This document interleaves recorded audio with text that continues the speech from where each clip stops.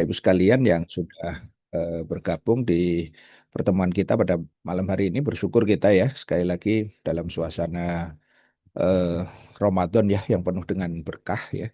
Karena alhamdulillah ya malam hari ini mungkin setelah tadi mungkin ada yang sudah tarawih gitu ya atau mungkin yang belum ya. Mudah-mudahan malam hari ini bisa menjadi apa namanya salah satu malam ya yang terbaik ya yang kita apa namanya wujudkan atau yang kita kondisikan gitu ya di bulan Ramadan ini karena ya setiap detik, setiap menit ya, setiap jam yang berlalu dalam suasana Ramadan ini tidak boleh kita sia-siakan gitu ya karena ini insya Allah tentu apa namanya sejalan juga gitu ya bahwa Allah juga memberikan batas waktu ya kepada kita semua di setiap menit ya di setiap jam ya di setiap hari yang kita miliki itu sebenarnya adalah pada hakikatnya kita sedang menjemput ya sebagaimana judul buku dari apa namanya imam besar ya apa namanya Al-Ghazali begitu ya bahwa ya kita ini sebenarnya sedang menjemput kematian begitu ya. Jadi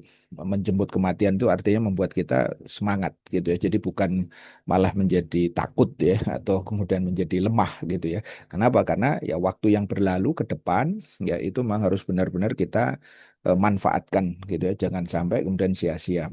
Nah, saya tadi sampaikan di bagian pertama ini nanti mungkin saya akan eh, apa namanya lanjutkan ya. Mungkin ada beberapa pertanyaan, tapi ini karena beberapa pertanyaan kemarin mungkin sudah saya sempat jawab ya. Mudah-mudahan tidak ada pertanyaan lagi. Tapi ini saya tampilkan sengaja kemarin dari hasil apa saya copy ya dari chat ya yang ada di Zoom ya. Mudah-mudahan nanti kalau yang bertanya ada di apa ruang Zoom saat ini ya mudah-mudahan ini ada respon nanti ya. Tapi kalau tidak ada ya berarti ini kita jawab secara umum saja ya yang ada di situ. Jadi kita mulai dulu Kang Azhar ini dari pertanyaan yang kemarin eh, apa namanya disampaikan eh, sebentar disampaikan oleh eh, ini kalau berdasarkan urutan ya ini ada Bu Dewi ya. Jadi kemarin ini ada beberapa yang akan saya ulang gitu ya untuk memastikan nanti tidak ada pertanyaan lagi. Tapi kalau ada pertanyaan lagi juga nggak apa-apa ya silahkan aja gitu ya. Jadi pertama kemarin Afwan Ustadz bagaimana membedakan mukjizat dengan karomah sihir, kegoiban ya seperti sinyal radio, jin dan seterusnya gitu ya. Ini sebenarnya pertanyaannya ini unik juga ya. Jadi mukjizat itu saya kemarin sudah jawab, mukjizat itu adalah terjadi pada nabi dan rasul. Itu pokoknya di situ ya. Sementara kalau karomah itu terjadi pada manusia. Jadi tidak mungkin di dalam diri manusia ya, tentu kecuali rasul ya. Rasul juga manusia. Itu tidak mungkin terjadi kecuali karomah. Jadi kalau ada orang yang memiliki kelebihan-kelebihan tertentu begitu ya, ya banyak cerita lah gitu. Kalau di kalangan apa namanya tasawuf ya itu banyak sekali hal-hal yang ini salah satu yang dulu ya sering kemudian diceritakan dan itu pada banyak hal bisa di apa ya bisa dijadikan sebagai apa namanya sandaran gitu ya. Itu misalnya cerita tentang bagaimana eh, karomah ya yang kemudian dimiliki oleh orang-orang soleh itu ya ketika misalnya Sa'ad bin Abi apa namanya Waqqas ya itu kemudian eh, bisa menyeberangi sungai Dajlah gitu ya. Jadi ketika perang Qadisiyah itu ya, itu Umar bin Khattab ya, itu mengirimkan panglima Sa'ad bin Mu'ad maaf Sa'ad bin apa namanya bin Waqqas yang kemudian itu kira-kira kalau bahasa Umar itu setara dengan sekian banyak apa kali lipat orang gitu ya. Jadi kedatangan satu itu perbandingan itu lebih dari 10 orang gitu ya yang ada di situ. Nah, ternyata kemudian ya salah satu karomah beliau itu ya ketika beliau apa namanya akan menyerang apa akan menyeberangi Sungai Dajlah gitu ya yang ada di Persia begitu ya. Itu eh, orang-orang yang ada di seberang ya pasukan musuh itu mereka apa takut gitu ya. Kenapa? Karena mereka melihat kaum muslimin di bawah kepemimpinan Sa'ad bin Abi Waqqas ini kemudian seperti ya kalau dalam mata mereka ya seperti menyeberangi jalan gitu ya. Jadi itu sungai jadi apa namanya bisa bisa ini gitu ya. Jadi bisa bisa seperti kayak tanah lah begitu ya. Jadi kuda-kuda mereka itu ya menyeberang aja begitu. Nah, mereka kemudian mengatakan wah kita nggak mungkin menang ini karena kita menghadapi pasukan jin gitu ya yang ada di situ ya. Bagaimana mungkin manusia biasa? Nah, itu sebenarnya karomah gitu. Kalau mukjizat kita udah tahu ada Nabi Musa ya dengan tongkatnya yang Allah berikan mukjizat apa namanya bisa mau apa namanya mukul apa lautan ya menjadi berubah ya membelah lautan menjadi jalan begitu ya dan kemudian Nabi Muhammad itu Al-Qur'an dan seterusnya. Nah, itu contoh saja gitu ya. Berbeda dengan sihir. Kalau sihir itu sebenarnya nanti lebih banyak pada konteks cara memperolehnya. Karena tidak mungkin sihir itu berasal dari apa namanya orang-orang yang soleh, begitu ya. Sihir itu biasanya kemudian nanti adalah dari penghambaan ya biasanya itu kepada apa hal-hal yang sifatnya itu apa namanya bersifat setaniah gitu ya, seperti jin dan seterusnya. Itu memang ada apa namanya hal-hal yang seperti itu sehingga sihir-sihir seperti kasusnya tadi apa namanya penyihirnya Fir'aun misalnya ya itu seperti mereka melemparkan tali ya dan kemudian di mata orang itu kemudian kelihatan ya seperti ular-ular ya yang hidup begitu kan yang ada di situ. Jadi kalau kita membedakan sekali lagi itu poin pentingnya terjadinya pada siapa. Jadi kalau terjadinya pada manusia, kalau manusianya soleh itu insya Allah karomah gitu. Tapi kalau terjadinya kepada nabi dan rasul dan itu sudah berlalu, itu yang namanya mukjizat. Nah, biasanya kalau orang yang jahat ya, orang yang maksiat itu biasanya sihir. Itu biasanya kalau ada sesuatu yang ya itu namanya nanti kategorinya kadar ya, kodar ya. Kalau kita ada apa namanya topik kodok dan kodar. Jadi kalau kodok itu adalah ketetapan yang Allah berikan gitu ya kepada manusia. Sementara kalau kodar itu potensi yang kemudian Allah berikan ya kepada manusia maupun pada benda gitu ya. Misalnya batu itu keras, api itu membakar. Tapi api ketika di apa cabut ya khasiatnya atau potensinya tadi itu maka dia tidak bisa membakar Nabi Ibrahim ya alaihissalam gitu sehingga Allah kemudian mengatakan atau berfirman apa namanya dinginlah wahai api dan selamatkan Ibrahim sehingga dari situ api yang punya potensi yang tentu diciptakan oleh Allah itu kemudian menjadi tidak merusak atau tidak membakar tadi itu gitu ya jadi hal-hal yang seperti ini ya kita bisa bisa lihat ya secara apa namanya secara umum ya kepada manusia di sepanjang zaman. Tapi yang harus dibedakan sekali lagi kalau untuk mukjizat itu sudah selesai ya karena itu terjadi hanya kepada nabi dan rasul gitu. Jadi kalau ada istilah menggunakan ini mukjizat gitu ya misalnya ada orang apa sudah sakit parah gitu ya terus kemudian tahu-tahu dikasih obat terus tahu-tahu dia apa namanya menjadi sembuh misalnya begitu. Wah ini kankernya udah tidak ada lagi Pak bla bla bla gitu. Nah itu bukan mukjizat. Ya itu tentu saja berarti itu adalah tentu karunia dari Allah Subhanahu wa taala. Jadi tidak tepat kalau kita katakan untuk mukjizat kalau kita konsisten dengan makna mukjizat itu. Ya. Nah, kalau kegoiban ya seperti sinyal radio, jin dan seterusnya gitu ya, mungkin sinyal alien gitu ya. Kalau ada orang sebagian wah ini kita harus nyari UFO gitu ya, unidentifying object itu kan ada istilah UFO itu ya yang jadi objek yang tidak teridentifikasi misalnya begitu. Ya pada hakikatnya itu bisa terjadi karena alam semesta ini kan ada dalam lingkup tadi apa namanya kadar yang Allah berikan gitu. Jadi jangan jangan apa namanya jangan apa mudah untuk kemudian mengatakan bahwa wah ini ya kembalikan aja kepada Allah Subhanahu wa taala bahwa ya Allah sangat apa namanya berkuasa atas segala sesuatu gitu ya termasuk kalau ada apa namanya istilahnya berbagai tadi ya kalau orang mengatakan ajaib gitu ya kalau dalam bahasa Al-Qur'an itu ajib gitu ya mungkin pernah mendengar ya ada cerita ada seorang apa namanya pelatih ya sepak bola gitu ya bersama kemudian timnya anak-anak gitu ya sepak bola di Thailand itu dia masuk ke apa namanya lorong ya jadi ke lorong apa kayak goa gitu ya. Nah ternyata pas mereka masuk itu ya apa air itu pasang gitu jadi air masuk ke goa jadi mereka kemudian akhirnya itu tidak bisa keluar ya dari apa namanya dari goa itu karena sempit gitu kalau tadi kering itu dia masih bisa masuk tapi begitu kemudian airnya ada, mereka tidak bisa masuk dan jaraknya itu tidak apa namanya tidak pendek gitu kan. Nah, dari situ kemudian tadi apa namanya dari apa fakta itu kemudian akhirnya tim tim SAR-nya lah gitu ya itu bisa menyelamatkan sampai kemudian mereka itu apa ya, menggunakan berbagai cara yang boleh dibilang sangat luar biasa gitu. Karena mereka sudah beberapa hari gitu ya ada di sana ya tanpa makanan gitu ya. Istilahnya sampai ini dan semuanya ternyata alhamdulillah bisa diselamatkan gitu ya.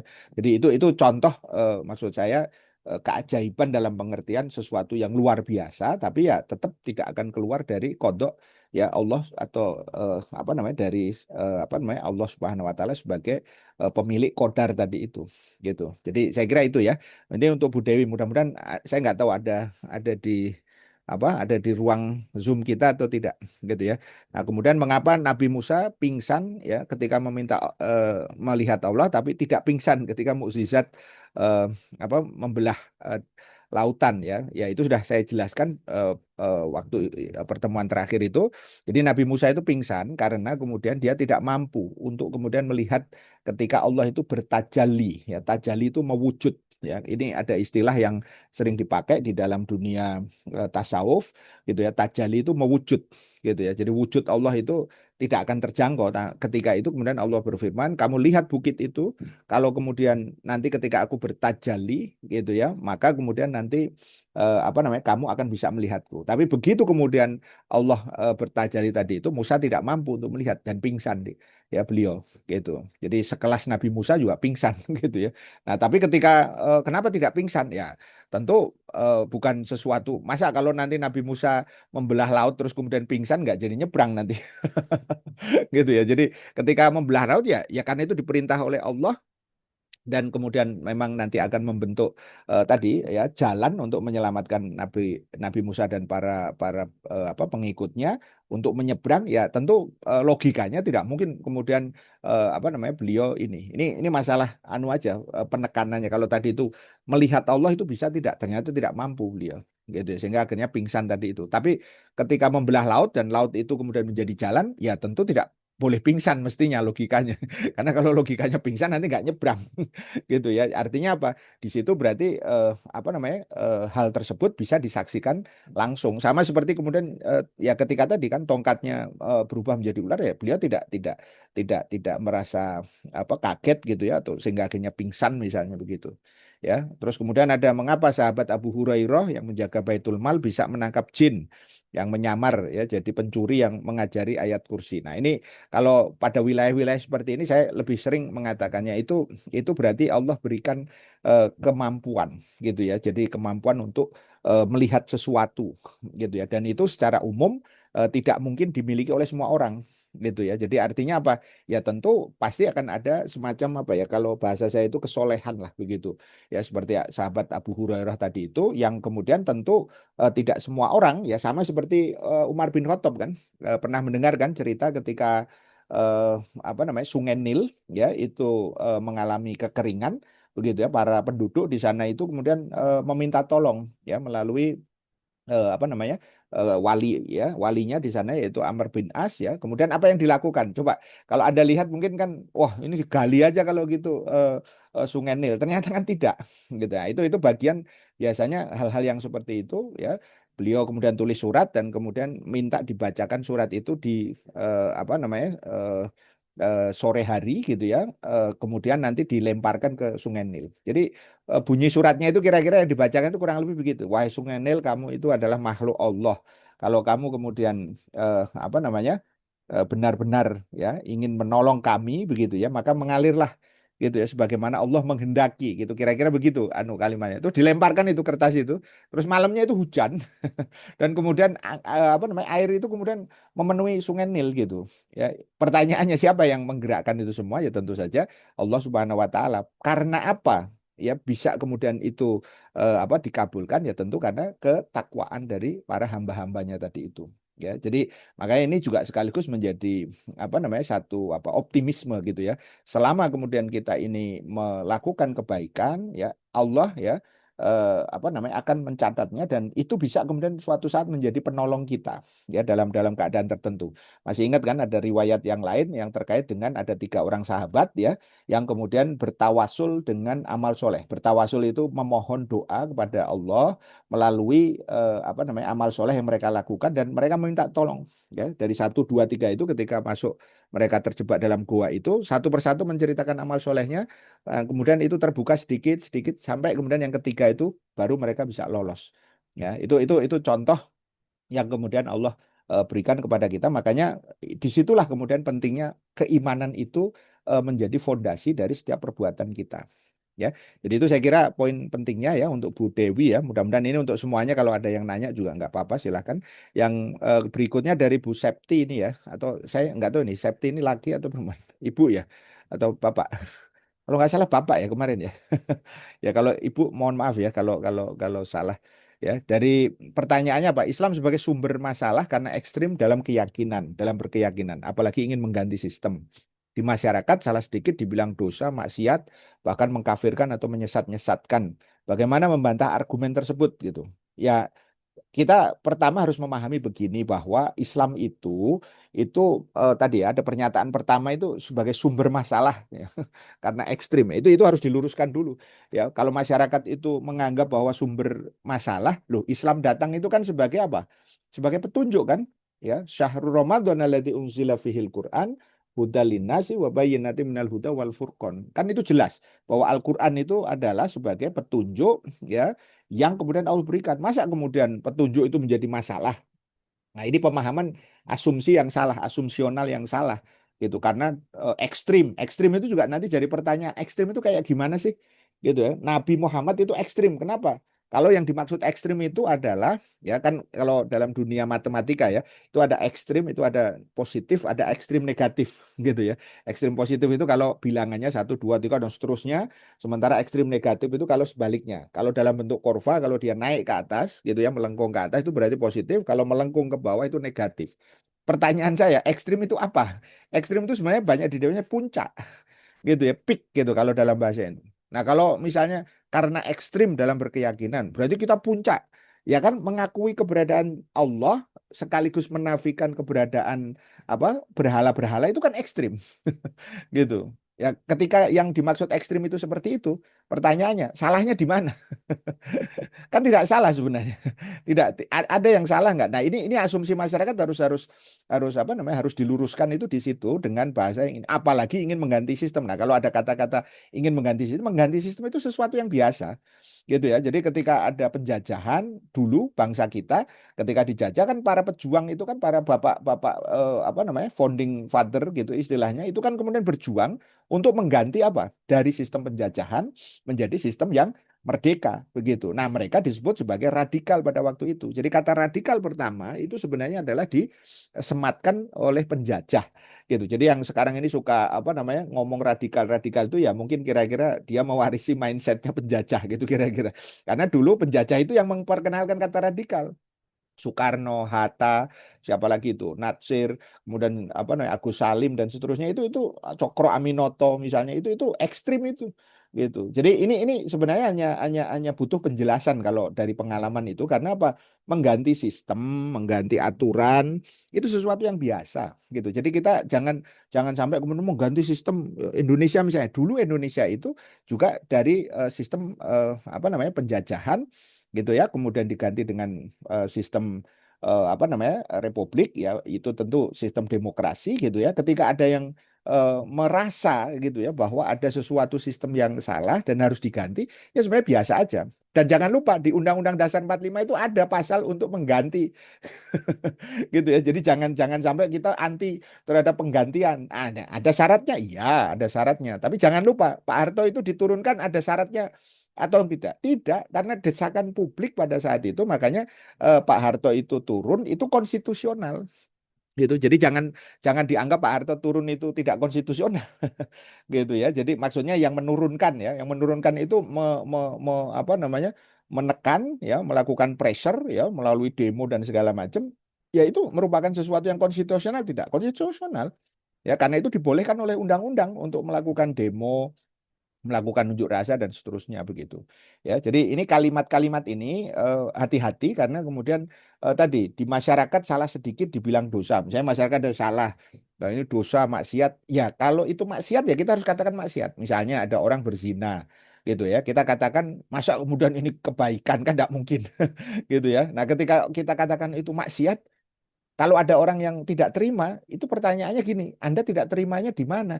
Wong berzina itu adalah sesuatu maksiat yang apa namanya Allah apa namanya apa kemukakan gitu ya dalam Al-Qur'an, sehingga kemudian nanti ada az-zaniyatu waz-zani fajlidu kulla wahidin minhuma mi'atan jaldah. Ya, pezina perempuan dan pezina laki-laki maka ya di apa kepada mereka itu jilidlah atau apa namanya cambuklah mereka gitu ya 100 kali cambukan itu berlaku bagi yang belum menikah ya belum pernah menikah secara syara gitu ya. Nah yang ada di situ kan kalau kemudian kita katakan loh masa zina itu harus ditoleransi kan enggak. Kalau kita katakan maksiat ya berarti itu ada hukumannya, makanya wala taqrabuz zina innahu kana fahisatan wa sa'a sabila. Ya jangan kalian mendekati zina. Kenapa? Karena itu perbuatan yang apa namanya keji ya dan merupakan sesuatu yang buruk begitu gitu, bahkan mengkafirkan atau menyesatkan. Nah, mengkafirkan itu ya tergantung objeknya gitu ya. Kalau mengkafirkan itu kepada orang kafir gitu, kamu kafir nggak? Misalnya gitu ya. Kalau ada orang Katolik, Kristen, Buddha, Hindu gitu ya, terus kemudian kita katakan menurut Islam Anda itu kafir. Nah, itu maksudnya apa? Kita mengkafir-kafirkan nggak? Luang faktanya dia kafir. Itu masa kemudian ada muslim ya. Lu saya bukan muslim, saya Kristen, saya Katolik, saya Hindu. Loh, makanya kalau dalam Islam itu ada dua kategori, ada mukmin, orang yang beriman dan ada orang yang kafir. Orang kafir itu ya di dalam surat Al-Bayyinah dijelaskan innalladzina kafaru min ahlil kitabi wal musyrikin. Orang ahlul kitab itu Yahudi, Nasrani ya dan yang musyrik itu Hindu, Buddha dan seterusnya begitu. Nah, itu jadi apa? Kita juga harus meluruskan juga itu. Kadang-kadang masyarakat menggunakan istilah-istilah yang sebenarnya tidak tepat gitu ya. Itu kelompok yang mengkafir-kafirkan gitu. Pertanyaan siapa yang mengkafir-kafirkan? Kalau kita bilang bahwa paus itu kafir, salah tidak? Gitu ya. Kalau ada orang yang mengatakan misalnya, paus itu ya, itu kafir tidak? Ya, kita harus apa, tegas mengatakan iya gitu. Jangan mengatakan dia mukmin. Dari mana dia mukmin? Gitu kan. Wong dia itu kafir menurut apa? Menurut agama kita gitu loh, menurut Islam gitu. Makanya sekarang ini kan orang kadang nggak suka dikafir-kafirkan, dia bilang jangan sebut kafir Pak Ustadz gitu. Sebutlah kemudian non muslim gitu. Kelihatannya rada halus tapi sebenarnya itu sama aja gitu. Non muslim itu berarti tidak muslim. Tidak muslim itu apa? Kalau menggunakan pengertian muslim itu selamat gitu ya, berarti non muslim itu orang yang tidak selamat. Sama aja gitu. Jadi kadang-kadang masyarakat kita itu memang atau mungkin tidak semua masyarakat lah ya apa sebagian mungkin ada yang mungkin mengatakan sebagian kecil itu yang baperan yang kayak gitu sedikit-sedikit itu suka wah ini mah ini dan segala macam gitu. Nah, bagaimana membantah itu ya itu tadi bantahannya. Jadi kenyataan masyarakat kita ini tidak yakin dengan Islam tapi faktanya apa namanya kontradiktif. Nah, kontradiktif itulah yang harus kemudian kita jawab. Nggak ada masalah, nggak perlu takut gitu ya. Jelaskan aja secara rasional, secara dalil begitu ya, sehingga kemudian nanti ketika apa mereka menerima penjelasan itu juga tidak apa tidak ngeyel gitu istilahnya itu ya. Nah, oke itu ya dari Pak atau Bu Septi nih. Kemudian Ibu Tati ada nggak di ruang Zoom? Mengapa banyak orang senang memaksa untuk beriman dengan dalih lebih baik terpaksa masuk surga daripada sukarela masuk neraka? Ini saya dari kemarin saya itu mencoba memahami begini. Kalau orang itu beriman, sudah beriman nih maksudnya ya. Anda kita semua ini sudah beriman. Terus kemudian apa namanya? Dipaksa itu maksudnya sholat kamu misalnya begitu ya. Itu bukan dipaksa secara ini, itu kewajiban gitu ya. Kalau ada orang yang mengingatkan sama seperti kemudian kenapa Islam mendisiplinkan kalau kemudian apa namanya usia 7 tahun itu sampai kemudian harus untuk apa namanya beribadah untuk sholat itu harus kemudian sampai dipukul. Tapi dipukul itu bukan kemudian apa namanya istilahnya itu dengan apa habis-habisan tidak itu. Hai sholat, gitu gitu. Jadi bukan dipukul apa kepalanya pakai apa namanya ini apa besi atau kan nggak begitu gitu. Nah orang kadang-kadang itu salah ya memahami hal-hal yang seperti itu. Jadi sebenarnya kalau orang itu sudah beriman, yang diajak itu artinya dakwah itu tidak ada yang memaksa gitu ya. Jadi itu konsekuensi mereka dan kita tugasnya mengingatkan gitu, bukan memaksa misalnya gini. Kalau nggak ke masjid saya tarik kamu gitu kan nggak mungkin gitu. Saya kira belum pernah ada itu ya orang diajak ke masjid terus nggak mau terus ditarik-tarik gitu. Kayaknya nggak ada deh. Paling kemudian dibiarkan aja kan gitu yang ada di situ. Jadi istilah apa terpaksa masuk surga daripada sukarela masuk neraka itu mungkin sebuah sebuah ungkapan joke ya. Joke itu gini maksudnya bahwa lah, lebih baik kamu sukarela masuk neraka atau apa walaupun terpaksa nih ya. Karena di dalam Al-Qur'an itu ada ayat yang berbunyi misalnya infiru khifafan wa thiqalan ya wajad wajah itu dan kemudian berjihadlah kalian ya itu infiru khifafan ya berangkatlah kalian ya dengan keadaan infiru wa khifafan ya baik dalam ringan maupun dalam keadaan berat. Itu artinya apa? Manusiawi itu. Orang berjihad itu kadang-kadang ada dalam situasi di mana dia itu berat. Kenapa? Mungkin dia masih punya banyak tanggungan dan segala macam keluarganya dan seterusnya gitu. Tapi ada juga yang kemudian karena dia masih bujangan gitu ya, ya pokoknya siap berangkat lah gitu. Nah, dua-duanya bagaimana? Dua-duanya punya kebaikan gitu loh. Makanya kemudian Allah menegaskan di situ bukan memaksa gitu. Jadi kata-kata memaksa itu juga harus hati-hati ya menggunakan ini gitu. Saya dipaksa untuk sholat gitu. Sebenarnya bukan dipaksa, ya itu diingatkan gitu. Kan saya belum pernah itu melihat ada orang karena apa namanya diajak sholat nggak mau terus ditarik-tarik gitu ya, mau ke masjid, mau ke apa musola dan kayaknya nggak ada deh gitu ya. Nah itu ya. Jadi apakah memang boleh memaksa orang lain untuk mengimani yang goib atau menerapkan Islam sebelum memahamkan gitu ya. Jadi prinsip dasarnya itu harus difahamkan dulu begitu ya dan kemudian ya tinggal dia nanti memperdalam keimanan itu. Misalnya gini, aduh saya itu belum yakin nih kalau yang goib gitu ya, yang goib itu misalnya malaikat gitu kan, kemudian surga, neraka, jin segala macam gitu ya, yang tidak terlihat itu ada atau tidak. Ya kalau kita kemudian belum paham, ya kita pelajari aja. Jadi bahasanya bukan kamu harus iman gitu, bukan bukan begitu juga gitu. Ya kita jelaskan bahwa keimanan itu harus total, yaitu apa? Iman pada hal yang apa namanya pada malaikat apa Allah, malaikatnya dan seterusnya termasuk yang gaib tadi itu, walaupun kita belum ngerti gitu ya. Kadang-kadang kan banyak orang yang oh, harus ngerti dulu baru kemudian ini gitu. Saya nggak mau sholat kalau kemudian bukan karena kesadaran saya sendiri gitu. Loh, itu salah besar.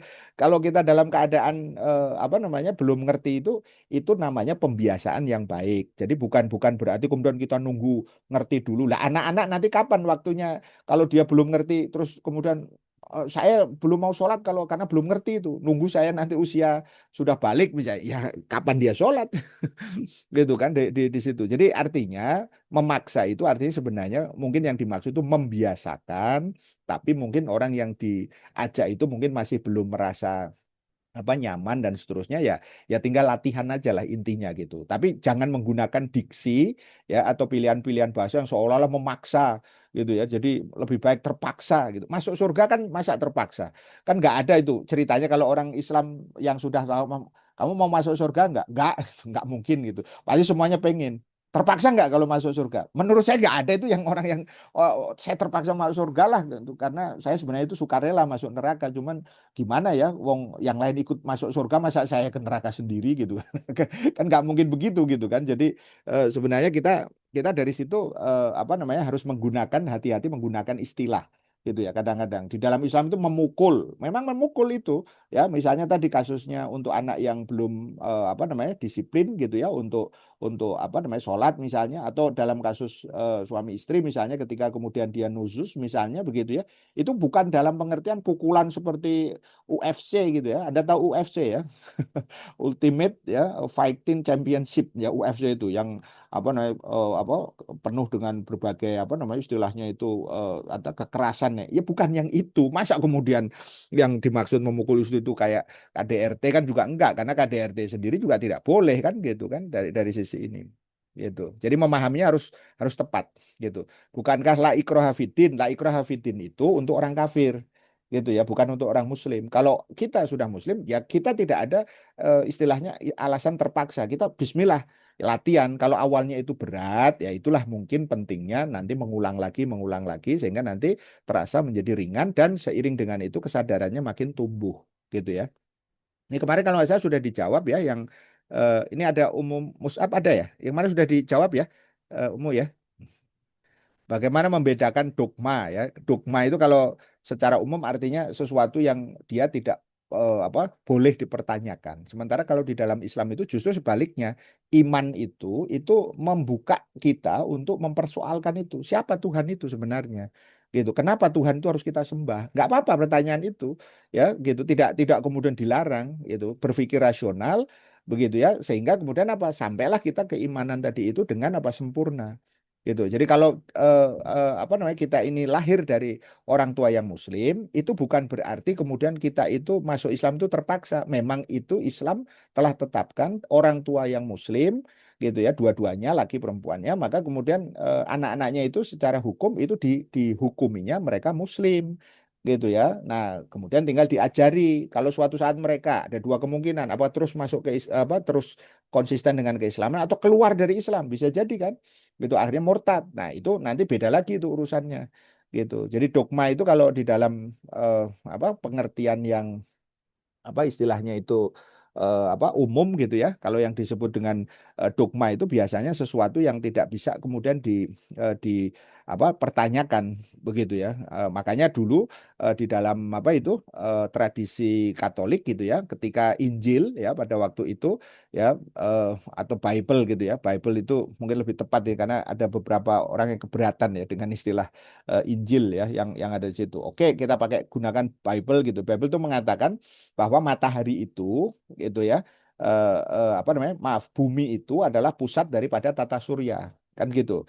Nah kemudian itu dipertanyakan oleh para ilmuwan karena berdasarkan apa analisa perhitungan dan segala macam yang mengelilingi ya atau yang menjadi pusat itu adalah matahari. Jadi artinya apa? Bumi itu ya bukan menjadi pusat yang disebut nanti dengan teori geosentris.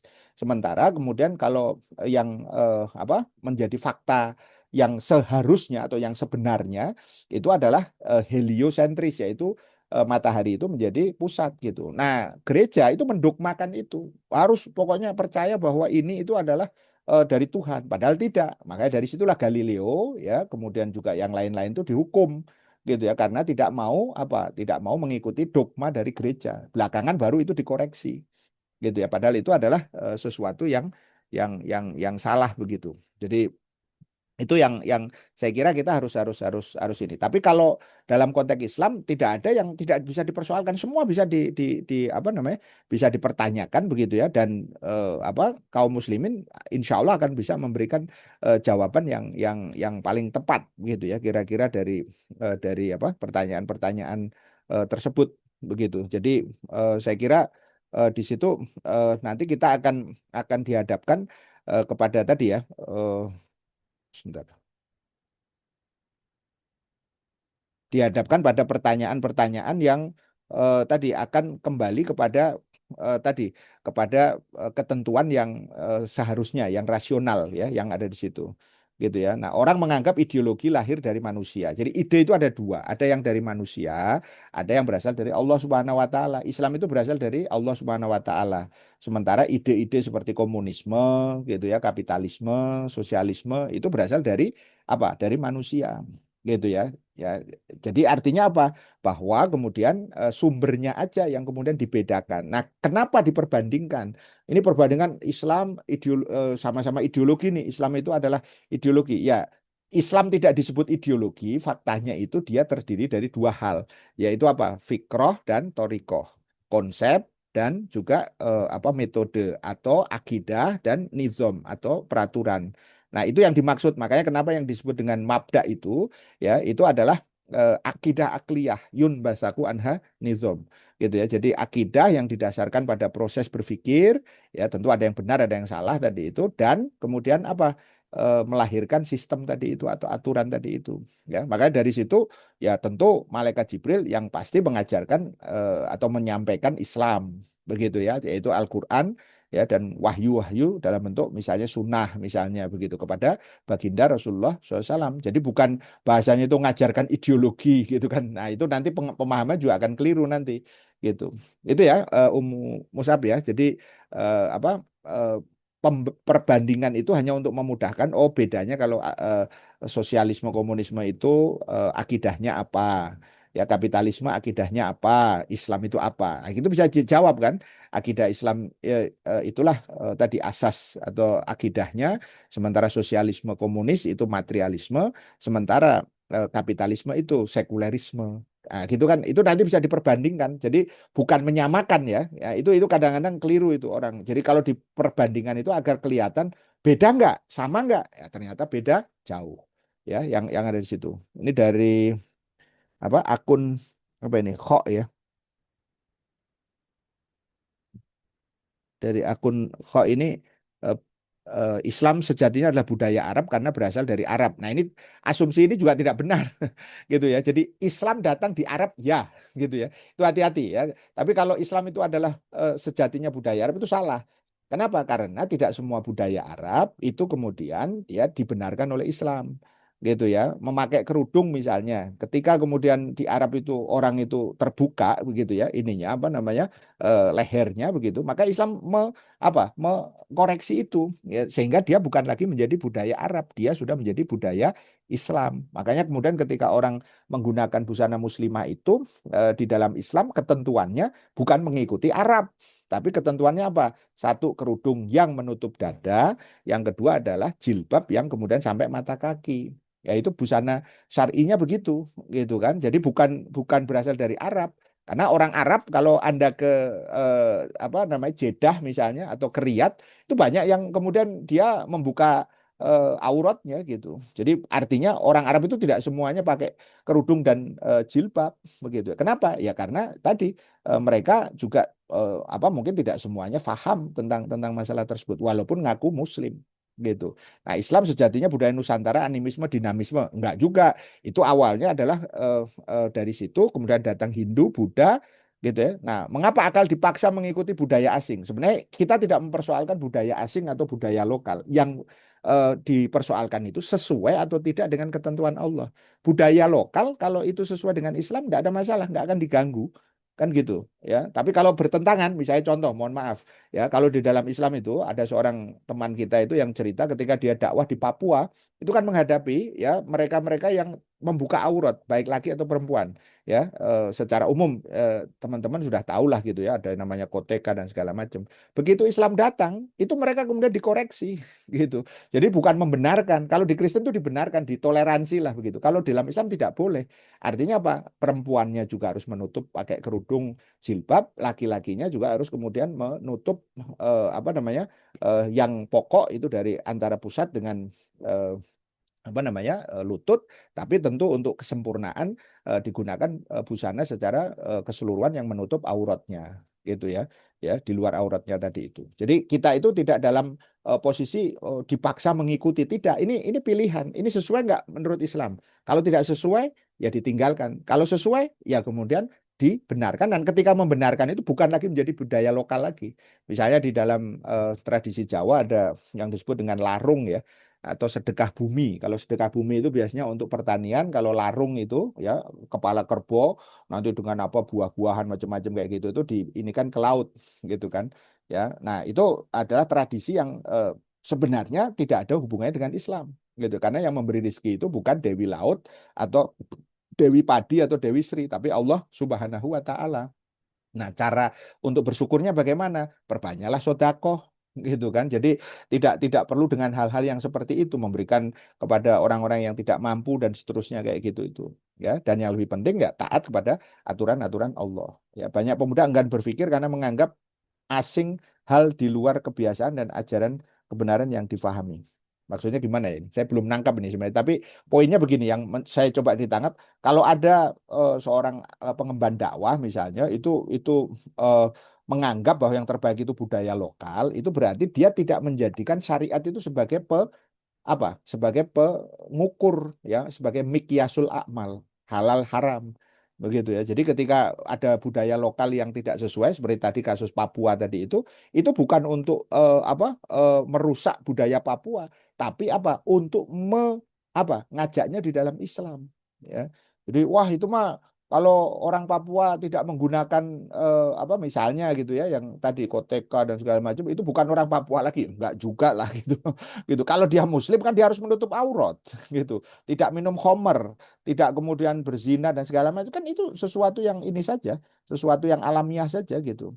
Jadi itu yang saya kira poin pentingnya di situ. Jadi bukan persoalan lokal atau asing ya, tetapi adalah mana yang kemudian sejalan dengan syariat itu yang kemudian nanti akan di apa namanya ambil gitu ya. Asing tapi itu mubah, sesuatu yang boleh ya enggak ini ya. Anda semua suka makan nasi goreng kan, tahu nggak nasi goreng itu berasal dari mana?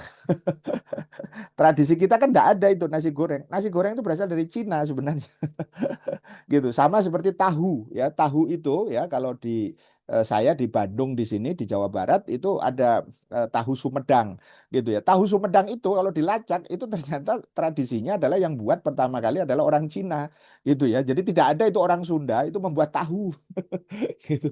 Awalnya itu gitu. Nah, pertanyaannya kalau karena itu dari datang Cina apakah kita tolak? Ya enggak, karena itu sesuatu yang mubah saja, boleh saja gitu. Gitu. Jadi jangan jangan sampai kita keliru ya. Yang paling penting itu miqyasul amalnya halal atau haram, tadi syariah. Yang kedua dari luar maupun dari lokal selama sesuai boleh diambil boleh, tapi itu berarti bukan membenarkan, tapi apa? Menerapkan syariat tadi itu. Jadi yang dipakai itu karena syariatnya, bukan karena lokal atau asingnya tadi itu. Ya, itu yang saya kira ini berikutnya Bu siapa? Bu Mira ini. Mengapa orang kafir sekuler komunis bisa berpikir mendalam, padahal sistemnya rusak sampai mengindra yang goib seperti robot, telekomunikasi jarak jauh, menjelajah angkasa dan sebagainya. Dan orang Muslim masa kini kesannya kolot dan masih menolak vaksin, bahkan muncul teori bumi datar. Saya ingin katakan begini, tidak semua orang-orang yang kafir ya itu juga mampu berpikir mendalam, karena berpikir mendalam itu sebenarnya adalah ya bisa dilakukan oleh siapapun, orang muslim atau juga orang non muslim, orang mukmin maupun orang kafir gitu ya. Nah, sampai kemudian masalah teknologi, ada robot telekomunikasi itu masalah teknologi saja, siapapun bisa ya. Jadi Islam itu dulu kan sudah mempelopori terkait dengan misalnya hal-hal yang terkait dengan sains dan teknologi begitu ya, matematika gitu ya, fisika dan segala macam begitu ya, itu bisa dilakukan gitu. Artinya apa? Apa selama dia memiliki kemampuan sungguh-sungguh itu kemudian bisa dikuasai. Sekarang juga Muslim itu kesannya kolot enggak juga. Banyak di antara kita itu udah profesor begitu ya, doktor gitu ya. Itu apa namanya? Tidak ada masalah ketika kemudian berbicara tentang sains dan teknologi itu. Pak Habibie itu contoh bagaimana kemudian dia Muslim dan dia boleh dibilang apa namanya orang atau pribadi yang langka gitu ya. Kenapa?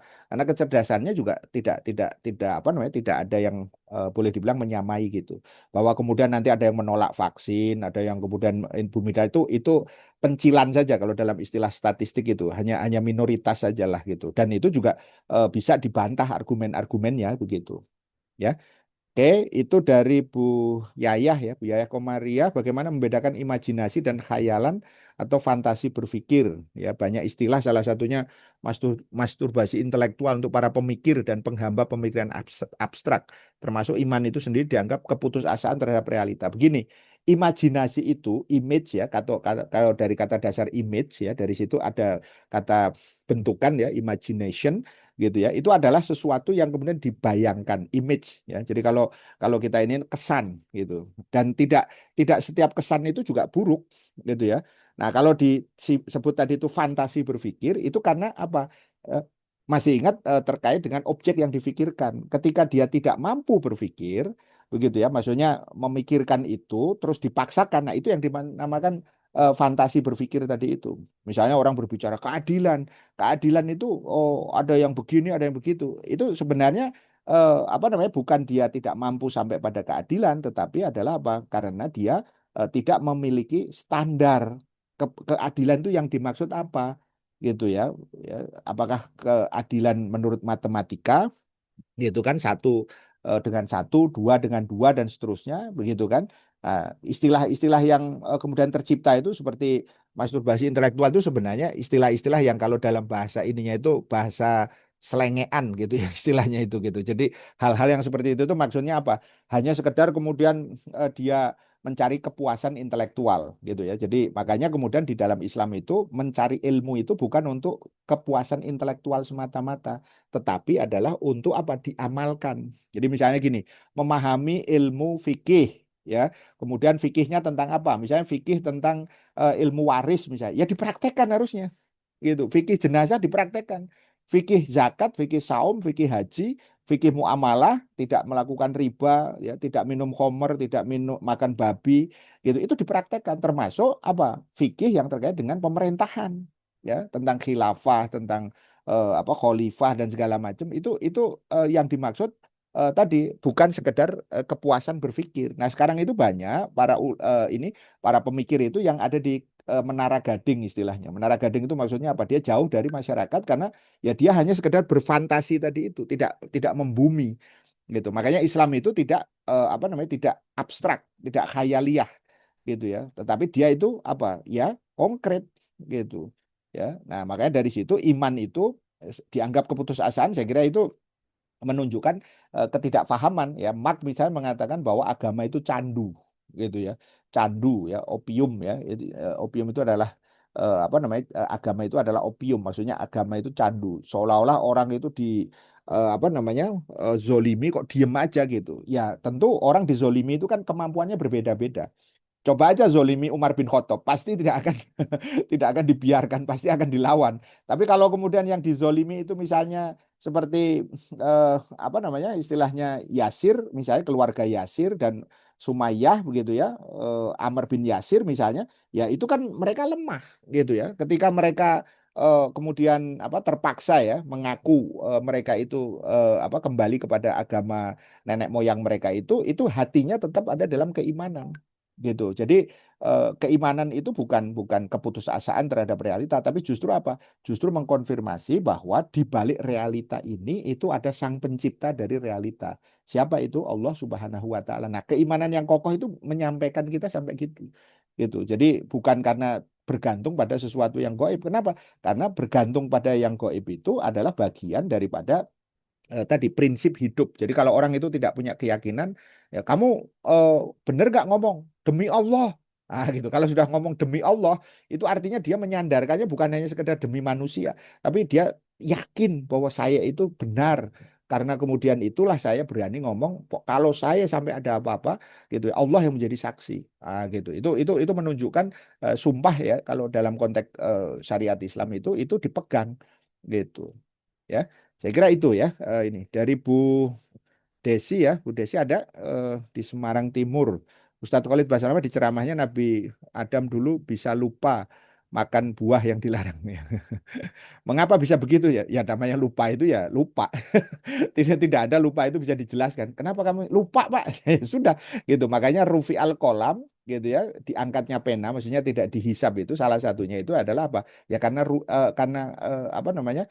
Lupa tadi itu. Makanya ada orang mengatakan lupa itu nggak ada sekolahnya gitu. Karena ada kalau sekolahnya jadi inget gitu. Ya, yang ada di situ. Nah, karena lupa Allah menjadi murka. Tentu bukan begitu ya. Maksudnya apa? Allah punya kehendak yaitu apa? Nabi Ibrahim itu, maaf, Nabi Adam itu melanggar perintah Allah.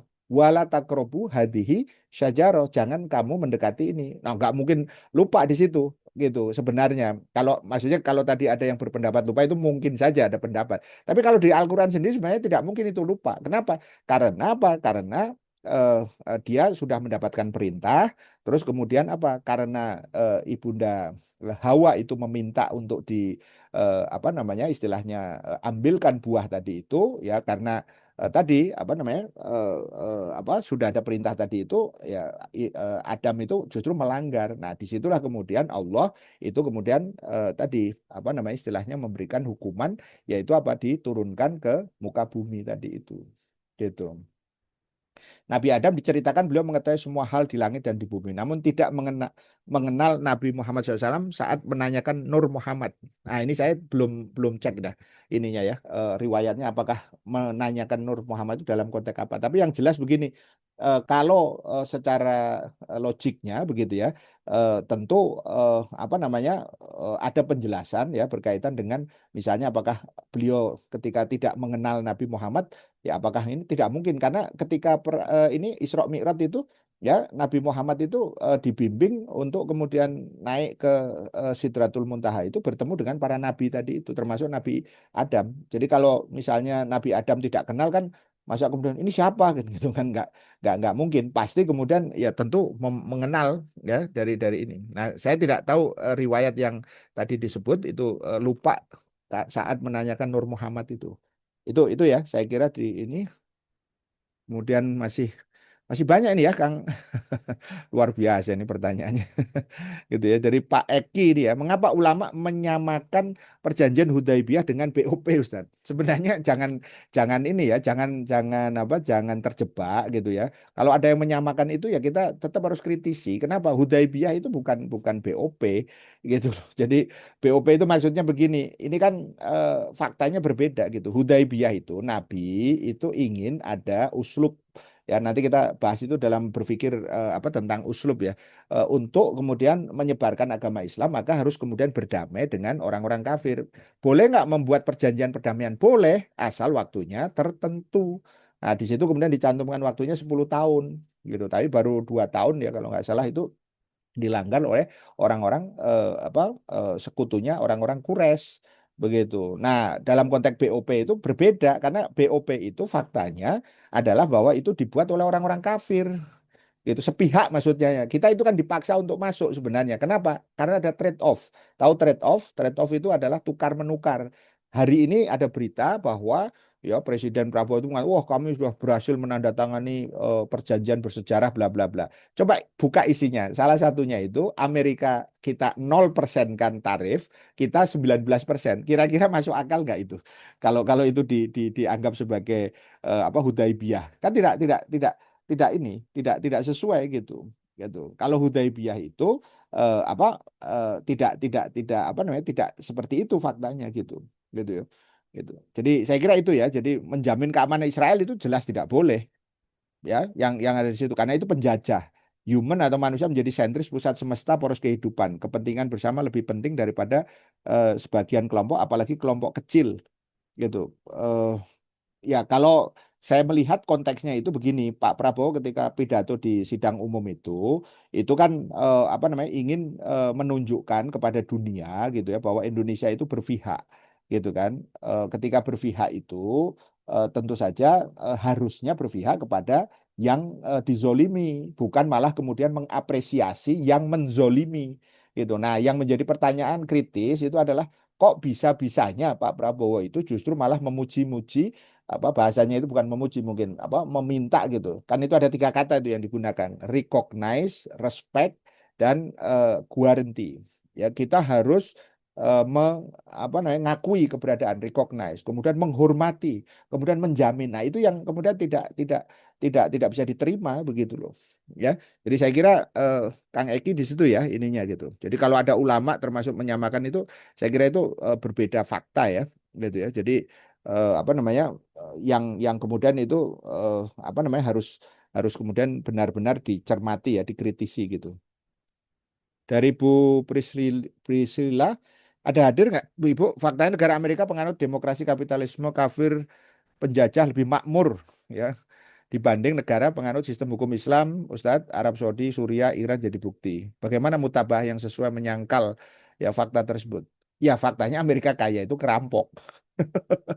Gitu kan melalui apa ya melalui sistem demokrasi kapitalisme ini kan mereka kemudian menggunakan topeng-topeng tadi itu apakah demokrasi apakah HAM dan segala macam itu kan sebenarnya untuk mengeruk kekayaan kaum muslimin gitu jadi kalau sekarang kaum muslimin itu seolah-olah nggak punya apa-apa karena kebuatan Amerika coba perhatikan Freeport gitu ya coba perhatikan bagaimana Arab Saudi itu kemudian dikangkangi lah istilahnya oleh Amerika bagaimana Suriah sekarang presiden yang baru Ahmad Syarok itu kemudian tunduk kepada Amerika bagaimana kemudian Iran juga kemudian rezim Syiah di sana itu juga kemudian ada banyak masalah begitu kan yang ada di situ jadi artinya apa bahwa faktanya demokrasi itu lebih makmur mungkin secara kuantitatif ya, tapi jangan lupa aslinya dari mana? Itu dari hasil penjarahan tadi itu kekayaan-kekayaan alam begitu kan? Yang pertama itu. Yang kedua ya kalau ada misalnya Silicon Valley misalnya gitu ya, ada IT, ada kemudian ini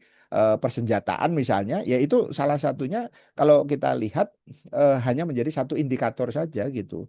Jadi artinya apa? Walaupun kelihatan makmur, faktanya terjadi gap gitu kan di ini.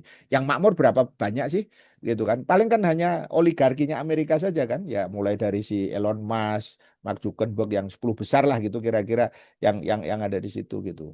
Gitu. Jadi artinya maksudnya begini, negara-negara yang menerapkan sistem hukum Islam ini harus dicatat hukum Islam yang diterapkan itu tidak sempurna gitu ya. Misalnya Arab Saudi, uangnya masih uang kertas kan, bukan uang emas perak gitu. Politik luar negerinya justru malah kemudian membela Amerika misalnya gitu. Itu kan contoh, bukan dakwah dan jihad misalnya gitu. Nah, itu saya kira sama juga dengan Suriah sekarang gitu ya.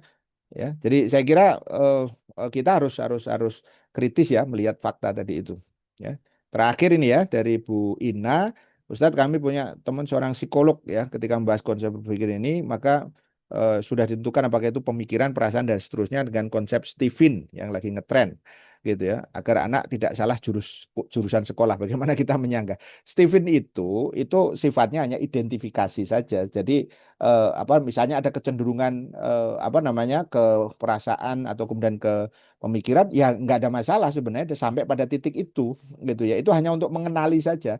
Tapi kalau memutlakkan bahwa dia kalau begitu harus apa ngambil sekolahnya yang begini belum tentu juga. Kenapa? Karena kemudian ya masalah berpikir, kemampuan berpikir tadi itu apa namanya itu harus kemudian dilatih sedemikian rupa gitu loh. Jadi tidak berarti kalau orang itu baperan maka nggak, kamu itu mah nggak bisa mikir, nah, nggak juga gitu. Atau sebaliknya kamu yang punya pikiran gitu, maksudnya yang rasional itu kemudian tidak punya perasaan kamu mah gitu, nggak juga gitu. Kenapa? Karena sebenarnya itu kesalahan di dalam memandang apa kepribadian manusia.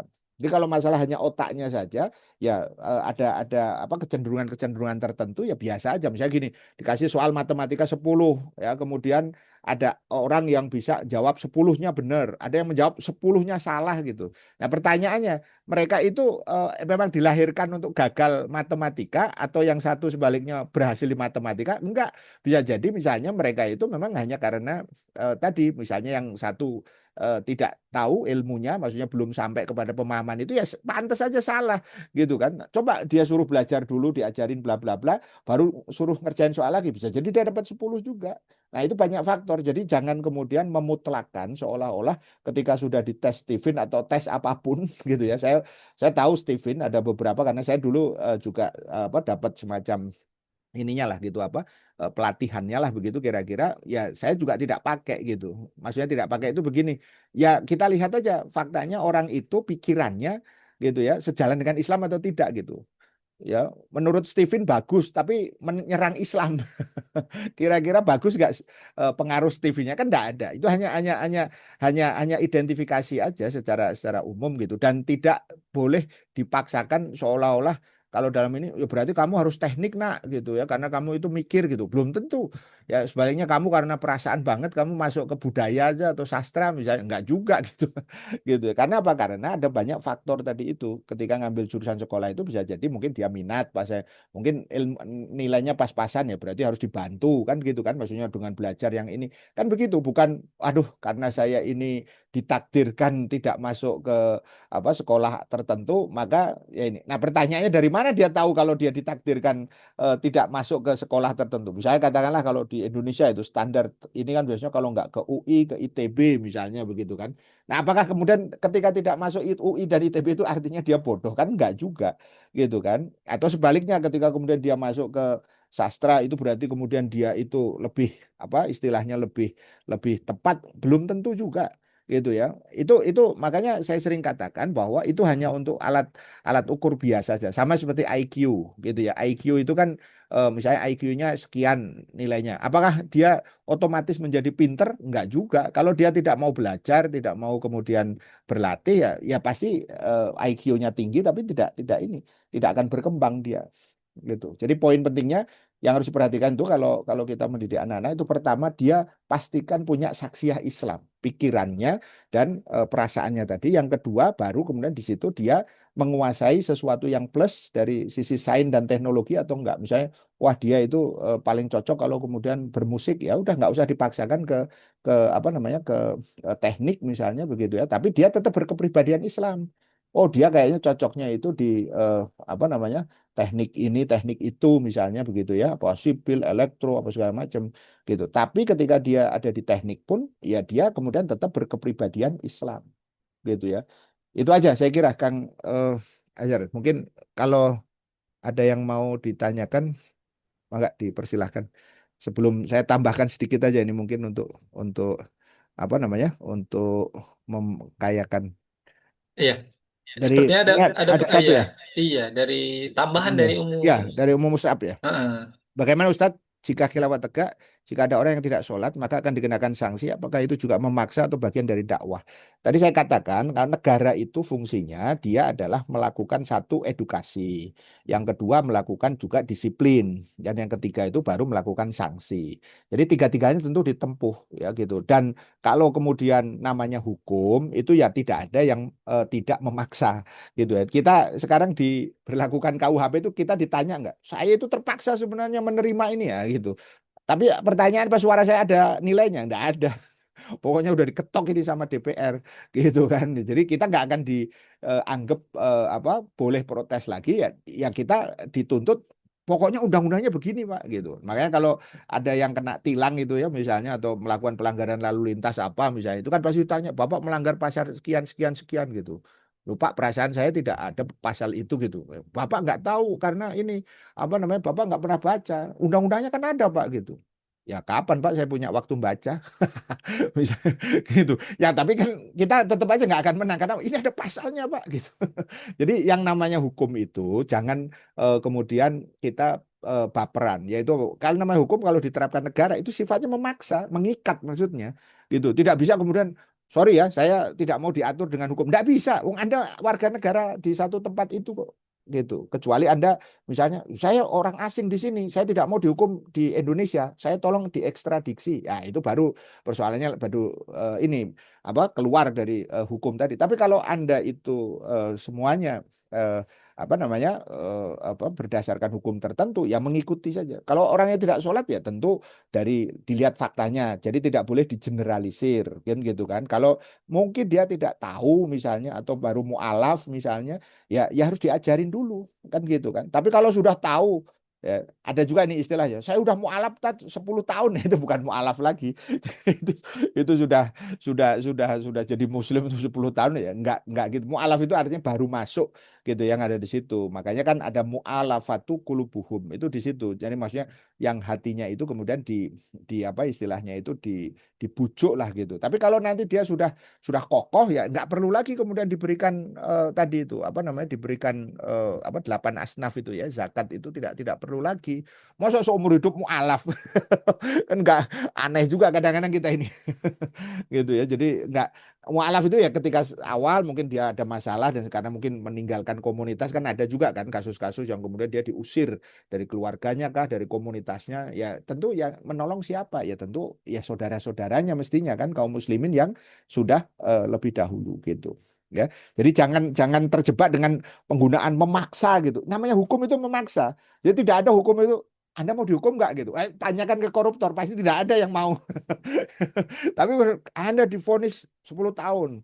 Saya nggak setuju. Ya pokoknya dibawa Anda. Mau silakan banding-banding. Kalau dalam sistem hukum di kita begitu. Kalau dalam Islam tidak. Anda kemudian terbukti melakukan perzinaan. Saksinya bla bla bla. Misalnya gitu. Ya hukum sudah dihukum mati. Rajam. Anda karena belum pernah menikah secara saya dihukum ini. Sudah. Ini kan gitu loh. Ya.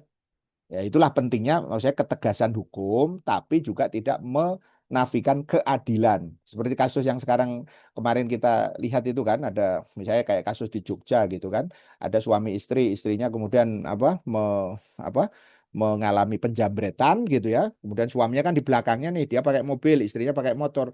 Kayaknya si suaminya itu mengejar mobil penjambret tadi karena dikejar mungkin panik. Karena panik akhirnya dia tidak konsen, nabraklah kemudian konon pagar kena tembok atau gimana, mati itu dua-duanya gitu. Nah, keluarga dari ini penjambretnya nggak terima gitu. Kenapa ini keluarga saya atau mungkin bapak saya bahasanya ini dibuat mati gitu misalnya. Gitu kan. Pertanyaannya akhirnya apa? Yang kemudian suaminya ibu yang tadi dijambret itu malah jadi tersangka, kan jadi aneh. Gitu. Gitu. Itu yang kalau dalam bahasa hukum pidana disebutnya pembelaan terpaksa gitu ya. Jadi pembelaan itu artinya gini, karena istri saya di jambret, maka saya harus bela. Masa istrinya dijambret dia monggo silakan, kan nggak mungkin gitu kan. Jadi artinya dia harus bela. Bagaimana cara bela? Dikejar. Ketika dikejar dia panik, ya itu urusan dia. Gitu kan. Masa jadi penjambret panikan, mestinya kan profesional gitu ya. Kalau profesional berarti dia tenang aja gitu. Ayo, kamu mau ngejar kemana lo? Gitu. Gue ladenin gitu kan gitu. Ini nggak gitu gitu loh. Jadi akhirnya dia kan keputusan terakhir itu kan akhirnya diberhentikan kan kasusnya itu dan dia dibebaskan. Jadi bukan RG ya. RG itu restoratif justice itu tidak gitu. Makanya sekali lagi hukum itu bukan hanya sekedar kepastian tapi juga keadilan. Ya, jadi pasti tapi tidak adil atau adil tapi tidak pasti kapan dijatuhkannya, ya itu menjadi masalah gitu ya. Jadi hati-hati menggunakan kata memaksa gitu ya, karena nanti yang terjadi kadang-kadang ini yang dikembangkan oleh feminis gitu ya, nanti ada kasus-kasus gitu ya, istri diperkosa suami gitu kira-kira. Kemudian yang terjadi itu akhirnya, loh, kalau saya tidak menghendaki ya saya jangan di ini. Nah, itu persoalannya bukan masalah pidana ya kalau dalam dalam konteks yang seperti itu. Karena apa? Karena yang terjadi itu adalah kezoliman tadi itu kalau misalnya terjadi hal-hal yang memang tidak sesuai dengan syariah gitu ya. Tapi kalau ada istilah suami memperkosa istri itu kan jadi aneh gitu. Loh, kok bisa dia memperkosa suami istrinya gitu kan? Dan sebaliknya tentu. Karena jangan lupa KDRT itu sekarang juga bukan hanya ke suami ke istri tapi juga istri ke suami.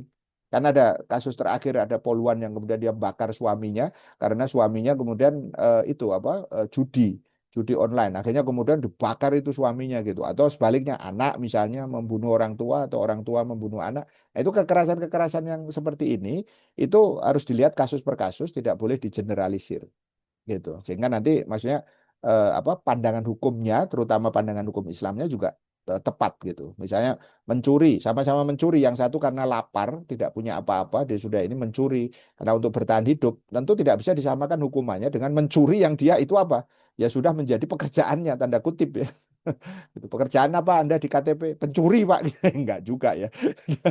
Gitu ya. Jadi tapi kalau dia sudah melakukan itu secara terus-menerus, ya ya yang terjadi itu berarti bukan bukan menjadi profesi tanda kutip atau pekerjaan ya, tapi itu memang sudah menjadi sesuatu perbuatan yang jahat ya, yang tadi.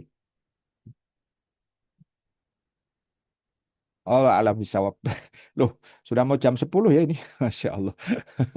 10 menit lagi lah. Kalau ada pertanyaan kayaknya nggak akan keburu nih ya. Saya tambahkan ini nggak apa-apa ya. Mudah-mudahan walaupun tidak ada materi tambahan. Mestinya saya tadi tambahkan. Cuman ini kalau 10 ini ya. Tapi kalau mau 10 menit ini saya pakai nggak usah ada tanya jawab ya, Kang Azhar. Saya tambahkan materinya aja. Jadi sedikit aja mungkin nanti biar biar ada penambahan, nanti selebihnya kita kita ini kita lanjutkan pertemuan berikutnya nanti ya. Jadi kemarin ada salah satu yang perlu saya tambahkan sedikit ya. Maksudnya ini belum semuanya tapi nanti ini. Jadi kemarin ketika kita membahas aktivitas berpikir itu kan ada 2 poin ya. Objek berpikirnya itu dapat dijangkau atau yang tidak dapat dijangkau. Nah, akal itu wilayahnya untuk yang dapat dijangkau. Baik secara langsung, misalnya kita lihat nih laptop kita di depan kita, kita lihat jam kita lihat kemudian HP kita, itu berarti dapat dijangkau. Tapi ada juga yang tidak dapat dijangkau, gitu ya. Surga dan neraka itu kan tidak bisa dijangkau langsung, maka harus ada dalil. Kalau dalam konteks seorang muslim, jangan dipaksakan. Nanti yang terjadi fantasi tadi itu. Wah, surga itu kayak begini begitu. Kata siapa? menurut saya gitu. Nah, kata-katanya Panji kan menurut keyakinan saya. Sekarang lagi populer itu kan yang ada di situ gitu kan. Ya nggak bisa begitu juga gitu. Kenapa? Ya dasar Anda mengatakan menurut keyakinan saya itu dasarnya apa? Nah, gitu. Nah, disitulah bedanya berpikir rasional dengan berpikir apa? Filsafati. Kalau filsafat itu semua dipersoalkan dan dia berdalih. Saya tidak menggunakan kata berdalil ya, tapi berdalih. Kalau kemudian masih bisa dilogikakan, ya itu berarti sah-sah saja gitu. Nggak gitu juga kali gitu, gitu ya. Jadi kalau misalnya nanti berbicara tentang yang abstrak gitu ya, terus kemudian tidak ada yang dijadikan sandaran seperti kasus surga neraka, dalam konteks muslim ya dia kita percaya kita yakin iman karena apa? Karena Al-Qur'an menyampaikan itu. Selesai. Kenapa Al-Qur'an kita ikuti? Karena Al-Qur'an terbukti berasal dari Allah Subhanahu wa taala. Itu aja sederhana gitu. Jadi tidak jelimet gitu. Ya, itu sama dengan kasus Isra Mi'raj gitu kan. Isra Mi'raj itu kalau untuk sebagian kalangan yang konon katanya saintis itu kan nanti apa namanya Allah itu tidak mungkin itu apa dia Muhammad maksudnya itu menembus gitu ya. Apa langit nanti terbakar segala macam. Nah, yang kayak kayak gitu logika kayak gitu itu mudah untuk di apa namanya di balik bahwa ya Allah yang punya langit semesta ini kok gitu. Tergantung Allah gitu. Wong Nabi Ibrahim aja kemudian api yang mestinya membakar itu kemudian tidak punya kodar membakar, ya akhirnya menyelamatkan Ibrahim kan, gitu loh. Jadi ini pentingnya kita menanamkan keimanan itu di situ, tapi keimanan yang rasional. Jadi bukan keimanan yang sifatnya apa dogmatis, gitu ya. Nah, kemarin salah satu bentuk aktivitas berpikir itu berpikir tentang manusia, alam semesta dan kehidupan. Nah, poin utamanya ini. Ya, kita akan dihadapkan sadar atau tidak, cepat atau lambat bahwa ketika kita berpikir tentang tiga hal itu, maka kita akan berhadapan dengan apa? Problem utama dari manusia itu sendiri. Gitu. Yaitu apa? Ya dari mana ini alam? Kan gitu kan, dari mana ini kehidupan? Kan pasti begitu. Nah, itu bagi seorang muslim dia harus tuntaskan itu. Dan jawabannya itu apa? Tiga kriteria. Harus sesuai fitrah, memuaskan akal secara argumen, dan menenteramkan jiwa atau perasaan. Gitu. Sesuai fitrah itu artinya gini, kita ini jangan menganggap diri kita adalah Tuhan. Kenapa? Karena kita ini adalah makhluk atau ciptaan. Begitu ya. Karena sesuai fitrah maka apa? Makhluk itu ya mestinya nurut kepada yang Kholik yang menciptakan apa aturannya gitu. Maka harus sesuai fitrah itu ya mengingkari Tuhan itu sia-sia gitu. Karena tidak mungkin ya wong kita ini diciptakan oleh Tuhan kok oleh Allah kok gitu. Nah, memuaskan akal tadi, merunut argumentasinya tadi itu. Bagaimana kemudian apa namanya kita dihadapkan pada misalnya kalau begitu kita nanti akan mati nggak? Ya pasti gitu. Terus kita dulu dari mana? Terus kita di dunia ini mau ngapain? Nah, dari situ ulama menyusun tiga pertanyaan dasar yang apa suka atau tidak suka ya apa benar atau salah ya itu harus dijadikan sebagai apa sebagai apa pertanyaan yang harus dijawab ya sehingga dari situ lahirlah nanti akidah. Jadi berpikir tadi apa namanya tentang alam semesta manusia dan kehidupan itu pada akhirnya mengantarkan kita kepada berpikir secara logik ya secara secara ini apa rasional begitu kan. Nah, kemudian yang kedua berpikir tentang hidup. Hidup yang dimaksud itu life atau beda dengan hayat ya. Kalau hayat itu tadi kehidupan. Tentang hidup itu artinya apa begini? Kita singkatnya jawaban itu kenapa sih kita hidup gitu kan? Ya karena kita itu sebenarnya nanti memiliki tanggung jawab terhadap orang lain. Ya terhadap masyarakat kita. Kenapa? Karena kita ini makhluk apa? Makhluk sosial. Nah, dari situ maka dari tanggung jawab itu maksudnya itu akan membuat masyarakat punya arah dan warna tertentu. Jadi apakah warnanya Islam, kapitalis atau sosialis, komunis. Jadi ketika orang berbicara tentang hidup, hidup ini mau kita arahkan kemana? Apakah warnanya kapitalis seperti hari ini, warnanya sosialis, komunis atau kepada Islam? Dan sesuatu yang kemudian logik kalau orang Islam itu memperjuangkan Islam. Ini kan aneh gitu. Orang Islam memperjuangkan Islam dianggap radikal, teroris, bla bla bla gitu kan. Padahal itu adalah sebuah aspirasi gitu yang harus kemudian apa ditampung. Kalau dalam konteks sistem sekarang, kalau tidak mau menampung, ya berarti dia kemudian tidak layak untuk menjadi pemimpin karena menjadi pemimpin itu ya berusaha untuk apa namanya tadi menyatukan istilahnya atau mengumpulkan berbagai pandangan-pandangan dari tadi masyarakat tadi itu agar menjadi perhatian kampus gitu ya atau intelektual tadi ya kemudian yang ketiga itu adalah aktivitas tentang kebenaran ya, berpikir tentang al-haq, ya, the truth, ya, yang ada di situ. Nah, kalau kita berpikir tentang kebenaran itu, maka ya jawaban atas tadi itu harus sesuai dengan kenyataan dan sesuai fitrah. Maksudnya begini, yang disebut benar itu kayak gimana sih? Itu berarti harus sesuai fakta, gitu ya. Di luar hujan, gitu ya. Itu kalau sesuai fakta itu berarti kebenaran. Oh iya, kalau nggak hujan berarti tidak benar, gitu kan? Itu dan sesuai fitrah ya secara umum ya fitrah manusia itu nanti pasti akan sejalan dengan apa namanya fitrah apa realitas yang kemudian dia hadapi tadi itu. Nah makanya di sini ada tadi apa istilahnya apa petunjuk atau rambu-rambu. Maka seorang Muslim dia harus waspada pada apa distorsi. Distorsi itu penyimpangan pada kebenaran. Yang kedua distorsi dalam mencapai kebenaran. Jadi satu kebenaran, yang kedua adalah dalam rangka mencapai kebenaran. Ini contohnya ini untuk memberikan gambaran aja. Distorsi pertama tadi, yang benar itu yang mana gitu. Nah, itu contoh. Yahudi itu musuh Islam, itu kebenaran. Oke, paham ya di situ. Yahudi itu musuh Palestina, kebenaran bukan? Kebenaran. Gitu ya. Nah, pertanyaannya menjadi distorsi ketika yang dominan nih di benak masyarakat itu ya adalah yang terjadi di Sonoma permusuhan antara Yahudi dan Palestina. Benar atau tidak? Tidak benar itu. Kenapa? Karena yang terjadi itu adalah Yahudi itu musuh Islam tadi itu. Maka yang terjadi itu adalah Yahudi melawan Islam gitu. Dalam konteks tadi apa namanya? Taurat, Injil dan seterusnya tadi itu. Ya, contoh kedua misalnya, ide kebebasan itu ada di Amerika, maksudnya rakyat itu bebas. Itu kebenaran. Nah, Presiden Amerika itu faktanya dipilih kapitalis. Itu juga kebenaran gitu. Nah, makanya menjadi distorsi ketika Presiden Amerika yang menang itu, maksudnya kayak Trump tadi itu adalah yang populer di mata bangsa Amerika itu seolah-olah oh ya kan sesuai dengan mandat rakyat segala macam. Sebenarnya bukan mandat rakyat tetapi mandat dari kapitalis. Nah, inilah yang kemudian nanti harus kita apa? Kita telusuri gitu. Jadi jangan pasrah itu. Ya sudahlah, presiden mah dipilihkan aja sama Trump gitu kan. Kayak Venezuela itu kan ketika Maduro diculik gitu ya. Itu pertanyaan sekarang siapa presidennya? Ya adalah diangkat wakil presidennya gitu. Tapi kemudian Trump kan, wah ini kita kan sudah rugi bandar ini udah mengerahkan pasukan bla bla bla banyak gitu kan. Akhirnya kemudian mereka semacam latihan saja gitu kan, latihan perang maksudnya gitu. Padahal sebenarnya mereka itu sedang mempersiapkan gitu. Ini juga nanti menjadi maklumat untuk kita semua gitu. Ya, jadi yang benar itu Presiden Amerika itu dipilih oleh kapitalis, itu kebenarannya begitu. Nah, distorsi kedua menuju ke apa namanya tadi pemikiran sorry yang apa namanya umat itu bangkit ya karena pemikiran itu kebenaran. Nah, untuk kemudian memalingkan umat itu maka kemudian dibuatlah distorsi. Umat itu bangkit karena revolusi ya revolusi fisik ya berdarah-darah lah gitu atau revolusi akhlak atau revolusi ekonomi gitu. Pertanyaannya apa benar? Jawabannya kelihatannya benar tapi apa itu terjadi distorsi bahwa umat itu bangkit bukan karena ini tapi karena pemikirannya gitu ya pemikiran apa yang mendasar yaitu apa tentang syariat Islam gitu.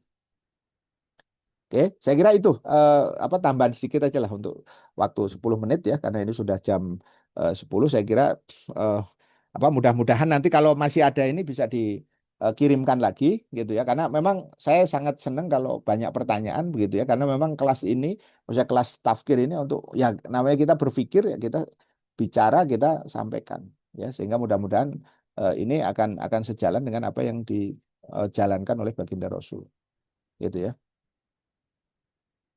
Baik, saya kira itu kalau tidak ada mungkin sementara cukup ya segitu. Tadi sudah pertanyaan semua sudah selesai. Mudah-mudahan nanti kalau ada penanya lagi nanti silahkan dikirim di kolom chat ya nanti melalui Kang admin. Nah, kemudian yang terakhir dari saya sekali lagi ini dalam suasana eh, apa namanya Ramadan ya saya atas nama pribadi keluarga ya mohon maaf ya lahir dan batin gitu ya. Mudah-mudahan ya kita semua di apa namanya berikan ya kesempatan untuk menjadikan ya Ramadan ini menjadi Ramadan yang terbaik ya insya Allah ya dan pada saat yang sama mari kita terus mencermati perkembangan-perkembangan situasi politik yang kemudian terus apa dinamis gitu ya dan di sini nanti peran ya dari kita semua itu untuk tadi melakukan eh, apa istilahnya sosialisasinya gitu kira-kira. Baik, itu dari saya ada ini, Kang Azhar, Iya, cukup? Tidak ada pertanyaan yang masuk, Ustaz. Sepertinya kita Ya, cukupkan dulu. Insya ya, Allah nanti kalau kita tampung pertanyaan dari chat langsung. Nanti insya Allah ya, di pertemuan selanjutnya kita akan informasikan lagi.